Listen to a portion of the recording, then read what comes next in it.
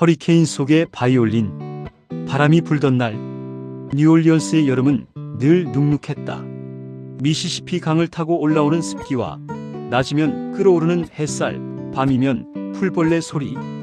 12살 소년 말릭은 그런 여름을 좋아하지 않았다. 하지만 엄마와 함께 살던 작은 집의 창문을 열면 늘 들려오던 재즈 선율은 그를 위로해주곤 했다.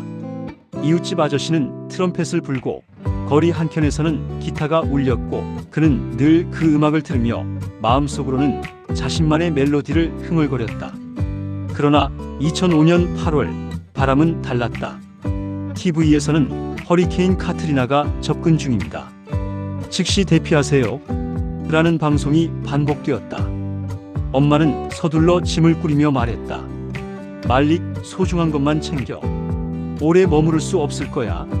소녀는 옷몇 벌 가족 사진 한 장을 넣었다.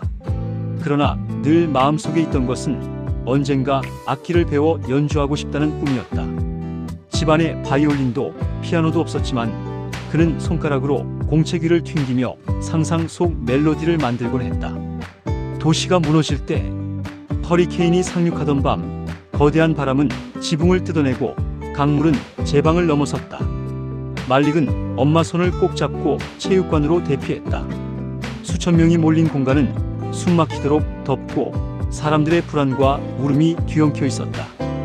아이들은 놀라서 울었고 어른들은 라디오에서 들려오는 소식에 귀를 기울였다. 말릭은 속삭였다. 엄마, 우리 집은 괜찮을까요? 엄마는 대답하지 못했다. 대신 그의 머리를 쓰다듬으며 눈을 감았다.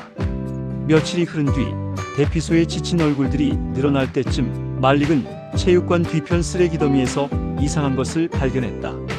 젖고 긁힌 낡은 바이올린이었다. 케이스도 없고 활도 부러져 있었다. 그러나 여전히 줄은 3개가 남아 있었다. 소녀는 그것을 들어올리며 가슴이 두근거렸다. 이건 내 거야. 첫 소리. 밤, 체육관 한켠에서 그는 바이올린을 가슴에 대고 조심스레 줄을 켰다. 삐걱거리는 소리, 음정도 맞지 않았다. 하지만 소리는 분명히 음악이었다. 주변에서 아이들이 하나둘 다가왔다. 뭐야, 그거? 악기야. 이름은 바이올린. 소녀는 부끄럽게 웃으며 줄을 켰다. 서툰 연주였지만 아이들은 울음을 멈추고 귀를 기울였다. 불빛 하나 없는 어두운 체육관에 삐걱이는 음이 울려 퍼졌다.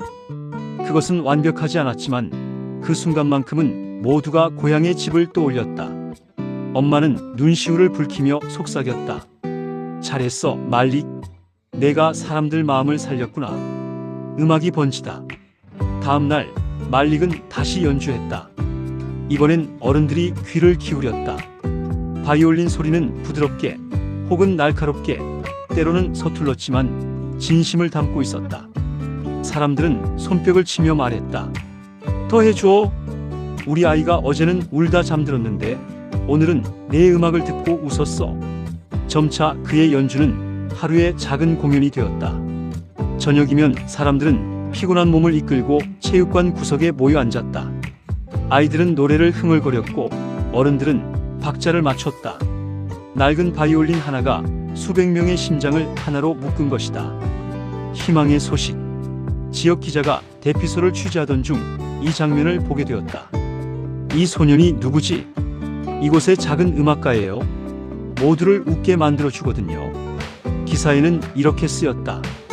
허리케인 속에서 한 소년의 낡은 바이올린이 수백 명에게 희망을 선물하다. 그 기사는 빠르게 퍼져나갔다. 며칠 뒤 대피소로 낡은 기타, 키보드, 드럼이 기부되었다.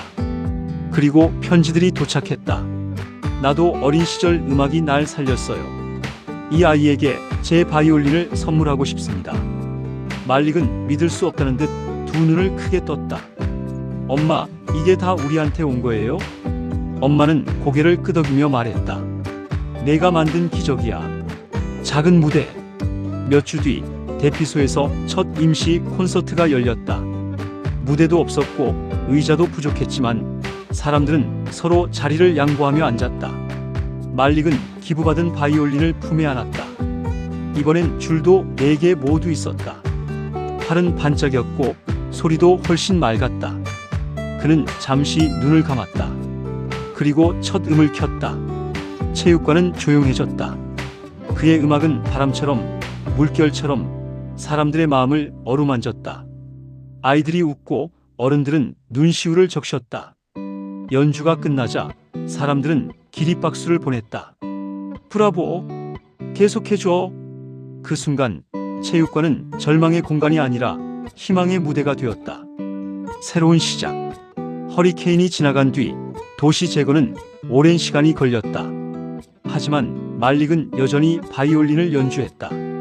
그의 이야기는 지역 방송을 통해 전국에 알려졌다.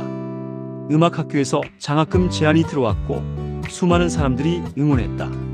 어느 날 말릭은 무대에서 이렇게 말했다.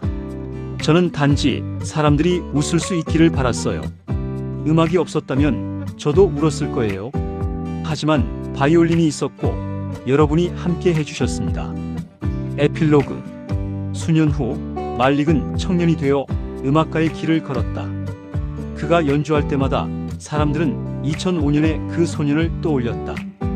허리케인 속에서 버려졌던 낡은 바이올린은 사실 희망의 씨앗이었다. 어떤 폭풍이 와도 작은 멜로디는 무너지지 않는다. 그리고 그 멜로디는 사람들의 마음에 가장 큰 기적을 만든다.